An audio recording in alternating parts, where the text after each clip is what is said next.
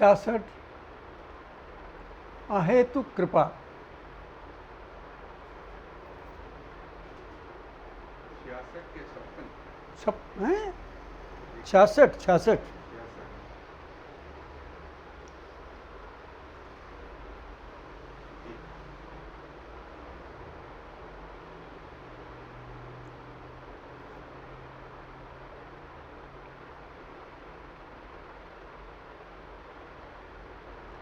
बंधुओं, श्री राम वनगमन मार्ग में भ्रमण करते समय एक बार जानकारी मिली कि तालाब बांधवगढ़ में एक अभ्यारण्य है और अभ्यारण्य में श्री राम मंदिर है और श्री राम वनवास काल में यहाँ आए थे। देखा तो मार्ग में ही आता है, लेकिन वहाँ जाना इतना आसान नहीं था। अब तो बिल्कुल नहीं आसान, क्योंकि अब तो सुप्रीम कोर्ट ने आदेश दे दिया कि नहीं जा सकते, लेकिन उस समय पर्यटक वहाँ तक जाते थे। मैं जब तालाब बांधवगढ़ के अभ्यारण्य के कार्यालय में गया, उन्होंने मुझे बताया कि इतना रुपया आपकी गाड़ी का लगेगा, इतना जो जाएगा सहायक मार्गदर्शक उसका लगेगा, इतनी फीस लगेगी। ऐसा करके उन्होंने 800-900 रुपये का बिल मुझे बता दिया। और फिर भी जहाँ मैं जाना चाहता था राम मंदिर में, वहाँ तक जाने की अनुमति नहीं थी। अब ना तो मैं इतना पैसा खर्च कर सकता था और मैं वहाँ ऊपर तो जाना ही चाहता था। तो मैं निराश होकर एक पत्थर की शिला पर आके बैठ के चिंतन करने लगा कि अब कैसे हो। संयोग देखिए, तब एक युवक मेरे पास आया, बोले बाबा कुछ परेशान लगते हो। हाँ भैया, ये परेशानी है, मैं कुछ मदद कर सकता हूँ। भैया आप कौन हैं? मैं यहाँ गाइड हूँ, जो आप मदद कर सकते हैं बताइए। वो थोड़ी देर में वहाँ से चले। फिर बोले आप ऐसा करो, यहाँ के महाराजा हैं रीमा महाराज, उनका होटल है यहाँ और ये मंदिर उनके स्वामित्व में है। यदि वो अनुमति दे दें तो वो अनुमति भी देंगे, अपनी गाड़ी भी देंगे, तो आपका खर्चा बच जाएगा, अगर ऊपर तक चले जाओगे। मैं उस होटल में आया। महाराज जी जो राजा साहब हैं, वो विधायक थे उस समय और वो भोपाल में रहते थे। उनसे बात करी, उन्होंने मुझे घुमा फिरा कर आश्वासन तो दिया, लेकिन अपने मैनेजर से कह दिया, होटल के मैनेजर से, कि ये अच्छे लोग हैं, आप इनकी सहायता करें, इनको जब तक ये होटल में रहें इनको रखिए, इनका खाना पीना कीजिए। लेकिन गाड़ी देने से उन्होंने मना कर दिया। बंधु, असली तो सहायता वही चाहिए थी। मैनेजर ने मुझे घुमा फिरा के बता दिया गाड़ी तो आपको नहीं दे सकते। बंधुओं, सारी कवायद फेल हो गई। मैं फिर वहीं आकर बैठकर हनुमान जी का नाम लेने लगा। अब देखिए भगवान कैसी सहायता करते हैं। वही युवक जो मुझे महाराज से मिलने की कह गया था, वही फिर आया और बोले बाबा उस समस्या का हल हुआ? तो भैया नहीं हुआ। अब क्या करोगे? मैं क्या करूँगा, जो करेंगे हनुमान जी करेंगे। बोले हनुमान जी ही करेंगे। और बंधुओं, वो थोड़ी देर के लिए वहाँ से चला गया। मैं वहीं बैठा रहा। फिर मेरे पास आया, बोले आपका काम हो जाएगा, आपको कुछ खर्च नहीं करना, एक पैसा भी खर्च नहीं करना, आप ऊपर तक जाएंगे जहाँ तक जा सकते हैं, और उससे ऊपर जाना आपके भाग्य में होगा तो चले जाएंगे, नहीं तो नहीं जाएंगे। तो भैया क्या व्यवस्था है? संयोग हुआ वहाँ एक जर्मन दंपति, वृद्ध दंपति आए हुए थे और वो पक्षी देखने के शौकीन थे। उन्होंने कहा इनका मैं गाइड हूँ और ये अगर आपको आकर कहें कि आप हमारे साथ चलो तो आप हाँ कर लेना। अच्छा, उस गाइड ने उस जर्मन दंपति को जाकर बताया कि यहाँ भगवान राम की यात्रा का एक शोधार्थी है, बहुत अच्छा है, यदि आप रिक्वेस्ट करो तो वो आपके साथ ऊपर तक जा सकते हैं। गाड़ी में 4-5 लोग बैठ सकते थे। वो केवल 2 थे। वो दोनों मेरे पास आए और उन्होंने रिक्वेस्ट करी कि हम ऐसे वैसे ऊपर जा रहे हैं, संभव हो तो आप हमारे साथ चलिए। मैं तो चाहता ही था। बंधुओं, उनकी गाड़ी में बैठ के हम गए। रास्ते भर पक्षियों के बारे में बात होती रही, फिर राम जी के बारे में बात होती रही, शोध के बारे में बात होती रही। वो जर्मन दंपति बहुत भले लोग थे, बड़ी रुचि से उन्होंने राम जी की सब बातें सुनी। यद्यपि उनका कोई संबंध नहीं था, वो तो पक्षी देखने आए थे, राम जी के बारे में उनको बहुत जानकारी भी नहीं थी, पर उन्होंने बड़ी रुचि से सारी बातें पूछी। अब संयोग देखिए, एक स्थान है, उसको कहते हैं शेष सैया। गाड़ी वहीं तक जा सकती है और राम मंदिर उससे करीब 1-1.5 किलोमीटर या 2 किलोमीटर और ऊपर है, वहाँ तक गाड़ी नहीं जा सकती। और एक और भी यह समस्या थी वहाँ कि ऊपर पैदल जाना पड़ेगा और पैदल जाने की अनुमति नहीं, तो मैं वहाँ कैसे जाऊँगा। सब भगवान के भरोसे छोड़ के हम लोग ऊपर गए थे कि जो हनुमान जी करेंगे सो हो जाएगा।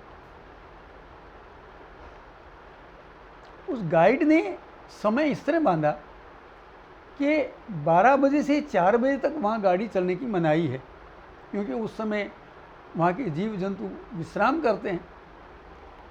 उस व्यक्ति ने ऐसी व्यवस्था करी, गाइड ने टाइमिंग ऐसी करी कि हम 12 बजे शेष सैया पर पहुँचे ताकि हमें 4 घंटे मिल जाएं, और उसमें हमें गाड़ी नहीं चल सकती थी। योजना तो अच्छी थी, लेकिन ऊपर जाना ये निश्चित नहीं लग रहा था। अब देखिए भगवान कैसे कृपा करते हैं।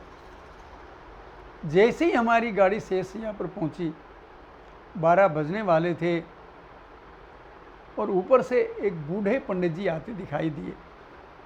बंधुओं, अगर आपने डिस्कवरी पर देखा हो ताला बांधवगढ़, तो उसमें एक बूढ़े पंडित जी को दिखाया गया है, ये वही महापुरुष थे। वो ऊपर से नीचे आ रहे थे, तो गाइड ने कहा या तो काम आपका 100% हो गया या आपका काम बिल्कुल नहीं हुआ, 0 हो गया। मैंने पूछा कैसे? बोले जिनसे मिलने जाना था वो तो नीचे आ रहे। उन पंडित जी की आयु लगभग 80 वर्ष थी उस समय। उनको सुनता नहीं था ठीक से, उनको दिखाई नहीं देता था। चलने में वो थोड़े ठीक थे कि वो पहाड़ पे चढ़ना उतरना वो स्वयं करते थे। वो गाइड ने मुझे साथ चलने को कहा। हमने पंडित जी के चरण स्पर्श किए और गाइड ने मेरा पंडित जी से परिचय करवाया कि ऐसे ऐसे ही भगवान राम की यात्रा की खोज कर रहे हैं और आपके मंदिर को देखना चाहते हैं, लेकिन आप तो नीचे आ गए तो कैसे देखेंगे। हम लोग चमत्कार हो गया। पंडित जी ने कहा ऐसे अतिथि रोज रोज थोड़ी आते हैं, आप कहाँ जा रहे थे? बोले मैं तो नीचे राजा के कार्यालय में अपनी तनख्वाह लेने जा रहा था, अपने सामान लेने जा रहा था, पर अब मैं वहाँ नहीं जाऊँगा, अब मैं इनको साथ लेकर ऊपर जाऊँगा। वो कैसा चमत्कार, हम कल्पना नहीं कर सकते थे। और पंडित जी मुझे अपने साथ लगभग 2 किलोमीटर पहाड़ पर ऊपर ले गए, जहाँ वो श्री राम मंदिर है। वहाँ हम गए, उन्होंने सारी चीज़ें एक एक करके दिखाई। संयोग ये हुआ कि जब वो मुझे बता रहे थे तभी ऊपर एक ब्रिटिशर्स की एक टीम वहाँ ऊपर घूम रही थी। उन्होंने पंडित जी से बहुत कुछ पूछने की कोशिश की, लेकिन उन्होंने उन पर ध्यान नहीं दिया। मैंने कहा पंडित जी मैं तो आपसे पूछ ही लूँगा, आप इनको कुछ बता दो तो आपको कुछ 100-200 रुपये मिल जाएंगे।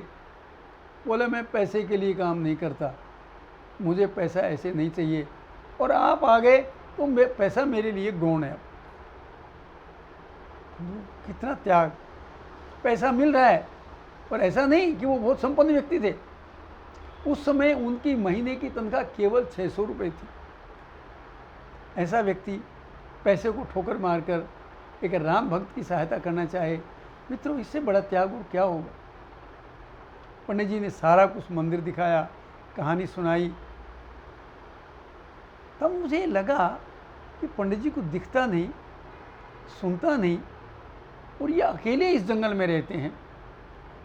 कमाल की बात तो ये है कि मंदिर में दरवाज़ा नहीं था, कोई भी व्यक्ति पशु कभी भी कहीं भी घुस सकता था।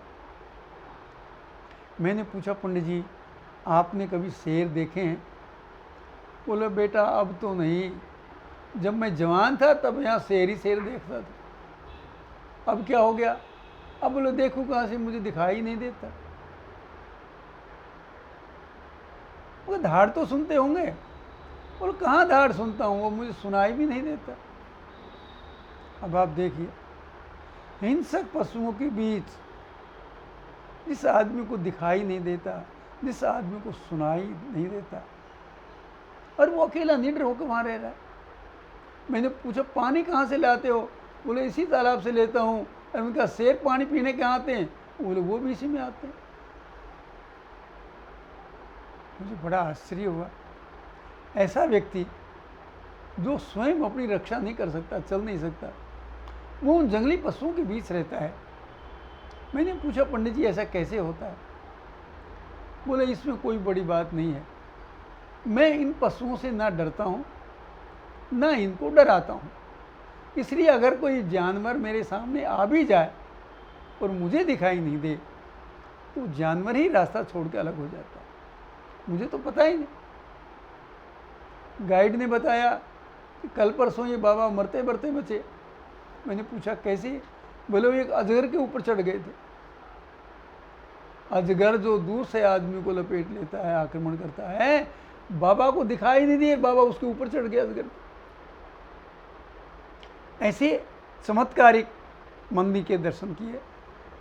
मैं वापस आया और बंधुओं, सचमुच 2-2.5 घंटे 3 घंटे तक उस क्षेत्र में घूमना जहाँ घूमने की अनुमति नहीं थी, और जंगली पशु जहाँ पग पर भी मिल सकते थे,